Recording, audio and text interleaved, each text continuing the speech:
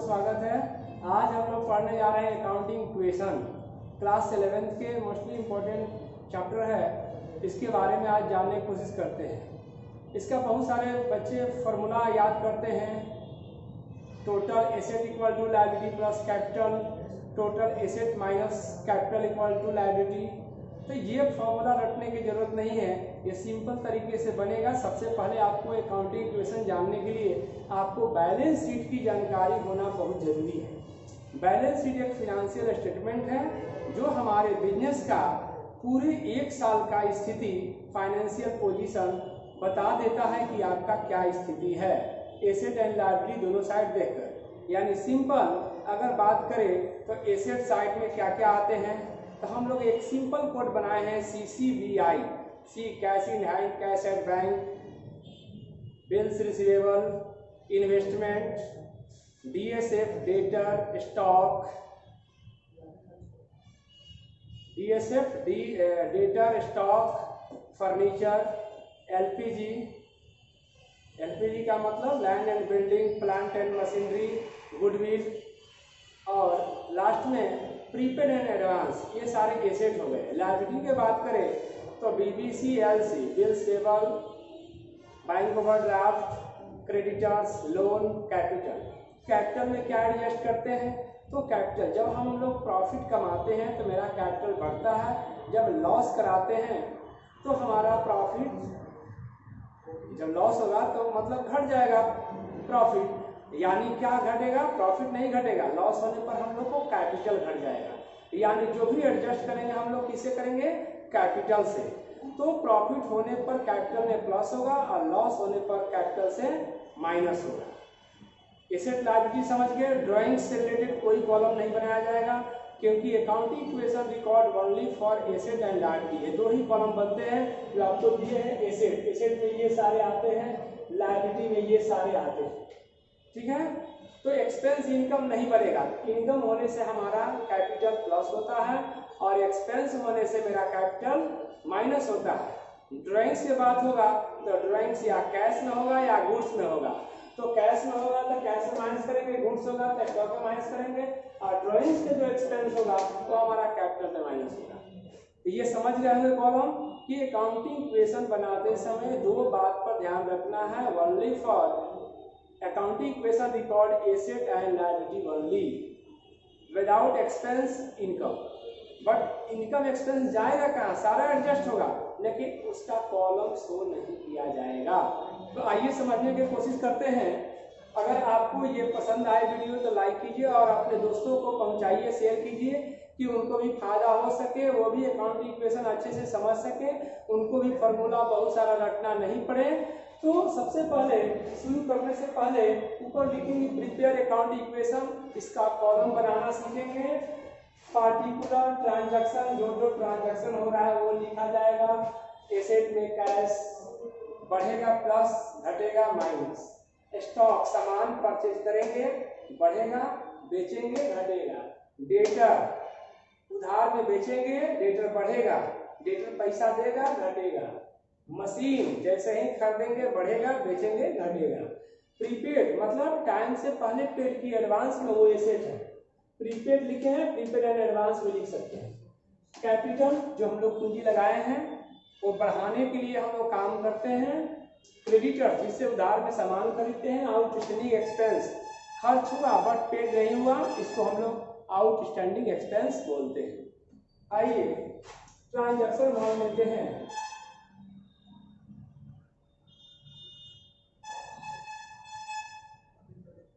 Mohan business से start किया। क्या किया मोहन, बिजनेस से स्टार्ट किया 2 लाख रुपया से। ध्यान से समझिएगा, मोहन ने बिजनेस से स्टार्ट किया 2 लाख रुपये से। ये 2 लाख प्लस हो जाएगा कैश में, और स्टॉक भी 20,000 का यूज किया, और डेटर भी इनके पास जो पहले से बेचे हैं, पैसा नहीं दिए हैं, वो डेटर पड़े हुए हैं 70,000 का। मशीन इनके पास पड़ा हुआ है 50,000 का। प्रीपेड पहले से नहीं है। क्रेडिटर्स इनके पास 10,000 के पड़े हुए हैं, आउटस्टैंडिंग एक्सपेंस कुछ नहीं है, यहाँ डैश या आप जीरो यहाँ पर शो कर सकते हैं जहाँ कोई अमाउंट नहीं आएगा। ये आपको क्वेश्चन में ट्रांजैक्शन अवेलेबल है।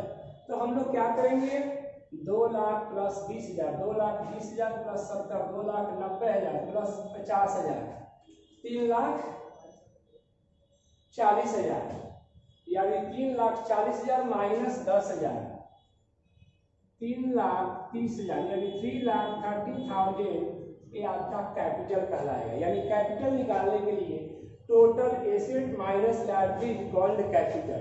पहला ट्रांजैक्शन कंप्लीट। सेकेंड ट्रांजैक्शन कह रहा है गुड्स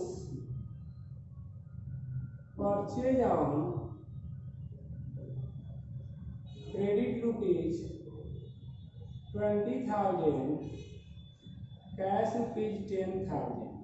ध्यान से समझिएगा, सेकेंड ट्रांजैक्शन कह रहा है कि टोटल 30,000 का गुड्स परचेज किया, तो पहले स्टॉक में हम लोग आराम से प्लस कर देंगे 30,000। कितना प्लस करेंगे, 30,000। और कैश मेरे यहाँ से गया 10,000, इसे माइनस करेंगे, क्रेडिट मतलब उधार में 20,000 का सामान खरीदे तो प्लस क्रेडिटर्स हो जाएगा। और इसका साइड इफेक्ट जो निकलेगा, यानी इसको हम लोग न्यू इक्वेशन कहते हैं। न्यू इक्वेशन को शॉर्ट में एनी लिखते हैं, यानी 2 लाख माइनस 10,000 इक्वल टू 1,90,000। यहाँ पर 50,000,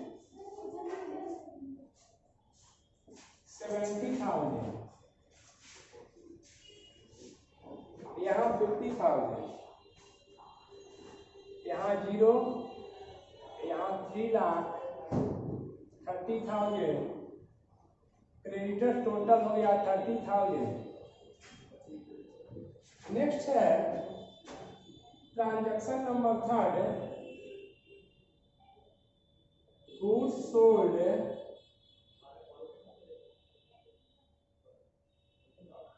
to Rajesh rupees 40,000, costing rupees 38,000। ध्यान से देखिएगा, राजेश को 40,000 में गुड्स सोल्ड किया गया है, जिसका प्राइस है कॉस्टिंग 30,000। तो हम लोग क्या करेंगे कि हमारे यहाँ से जो स्टॉक घटेगा वो कितना के घटेगा, मात्र 38,000। लेकिन यहाँ पर जो 40,000 में सोल्ड हुआ यानी डेटर, वो डेटर मेरा हो गया 40,000 का। 38,000 के सामान बेचे 40,000 में, प्रॉफिट कितना हुआ 2,000। 2,000 profit transfer to capital account, capital account में प्लस हो जाएगा। तो हम लोग नीड अकाउंटिंग इक्वेशन निकालेंगे। नीड इक्वेशन इक्वल टू 1,90,000, ये हो जाएगा आपका 12,000, ये हो जाएगा 1,10,000, ये हो जाएगा 50,000, ये हो गया 3,32,000, ये हो जाएगा 30,000, ये हो जाएगा 0। नेक्स्ट फोर्थ है rent paid for cash ₹5,000 and outstanding rent ₹2,000। यानी टोटल मेरा खर्च हो रहा है 7,000। ध्यान रखिएगा, कितना हो रहा है 7,000। तो 7,000 में कैश कितना गया 5,000, 5,000। तो 5,000 हम लोग कैश में माइनस कर देंगे, और एक लायबिलिटी हमारा बढ़ा 2000 का, इसको हम लोग आउटस्टैंडिंग एक्सपेंस कहते हैं, और टोटल 7000 का एक्सपेंस हुआ, वो जो माइनस होगा उसको हम लोग कैपिटल से माइनस करेंगे।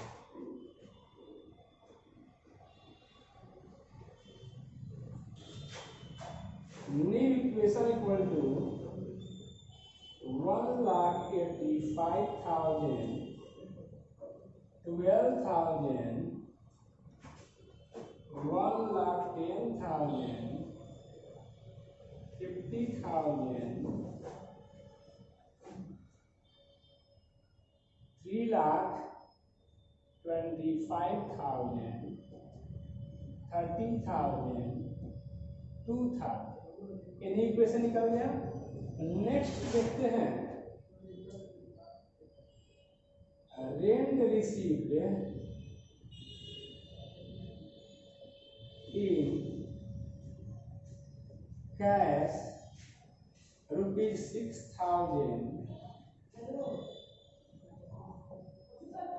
6,000 रेंट रिसीव हुआ है, तो प्लस हो जाएगा कैश में 6,000 और इनकम हो गया तो कैपिटल में प्लस हो जाएगा 6,000। तो फाइनल जो है, फाइनल अमाउंट जो है वो न्यू इक्वेशन में कितना आएगा? तो new equation equal to 1,91,000, 12,000, 1,10,000, 50,000, 0, 3,31,000, 30,000, 2,000। Next है 6 नंबर ट्रांजैक्शन कह रहा है goods sold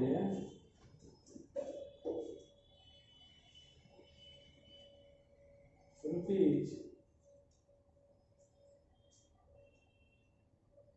8,000 at profit 25% of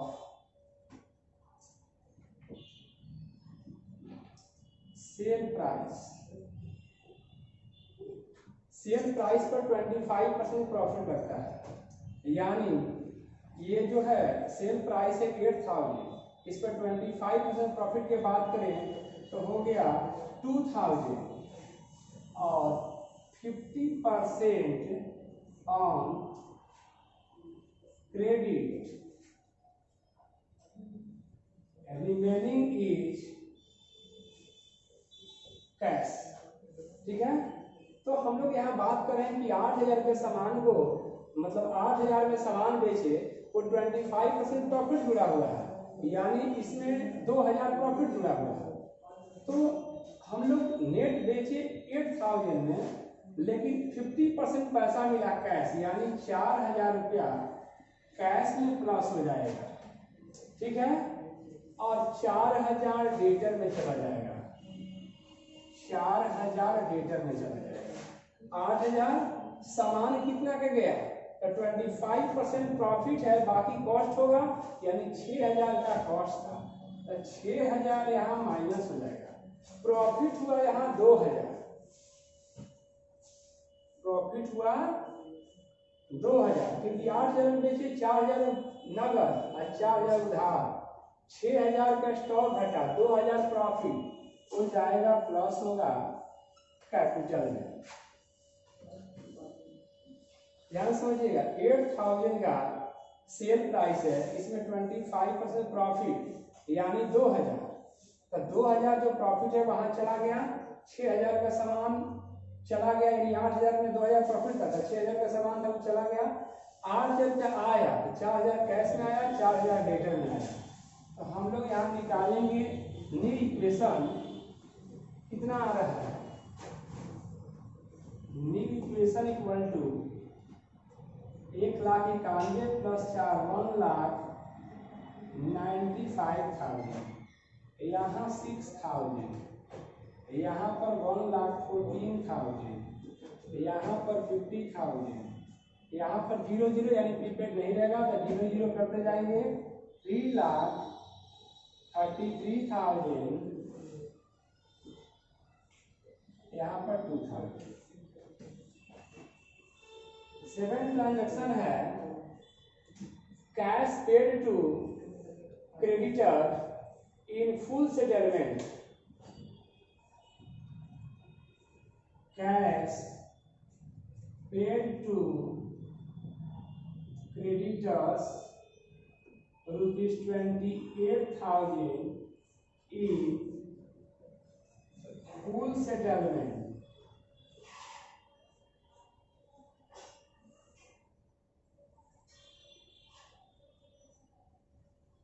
full settlement कितना में किया? 28,000 में, यानी पैसा गया मेरे यहाँ से 28,000, लेकिन सेटलमेंट फुल हो गया, यानी 30,000 का 30,000 पूरा माइनस करेंगे। क्यों पूरा माइनस करेंगे? क्योंकि अब इसको देना नहीं है। जब नहीं देना है तो ये माइनस पूरा का पूरा क्रेडिटर्स खत्म, और पैसा गया 28,000, तो फायदा कितना में हुआ? 2,000 का, यानी क्रेडिटर्स था 30,000 और देना पड़ा 28,000, यानी 2,000 का यहाँ मेरा प्रॉफिट हो गया। अब निकलेगा न्यू अकाउंटिंग इक्वेशन, यही फाइनल हो जाएगा। New accounting equation equal to, minus कीजिए 28,000 1,95,000 में से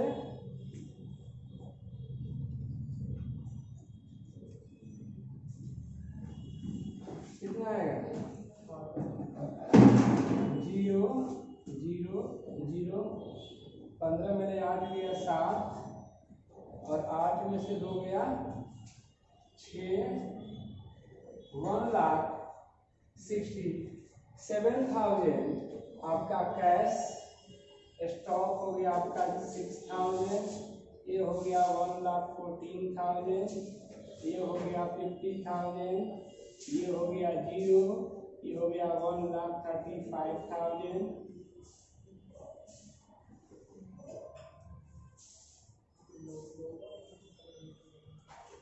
ये हो गया 0, ये हो गया 2,000। यानी आपको बैलेंस शीट के लायबिलिटी साइड में जाएगा 1,35,000 प्लस 2,000, 1,37,000 लायबिलिटी साइड में। एसेट में भी उतना ही आना चाहिए,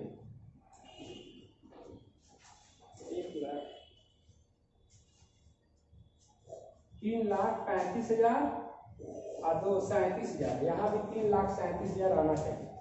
देखिए 1,67,000 प्लस 6,000, 1,73,000, 1,73,000, 2,73,000,